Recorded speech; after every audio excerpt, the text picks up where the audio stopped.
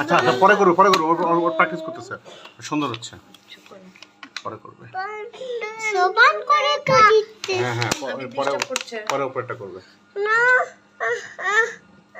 আজকের first homework আমার এত দামের বইটা আমাকে স্কুল থেকে দিয়েছে জানো আসো আমি এসে খাও আসো খাও আসো হ্যাঁ কেউ খায় না আমার স্টাইল আছে যা এখান থেকে যা যা বলতে হয় না যাও বলতে হয় এই মামাকে এরকম করছো কেন কাল থেকে মামা তোমাকে হোমওয়ার্ক করাবে আমি হোমওয়ার্ক করছো তোমার কেমন লাগছে অনেক সুন্দর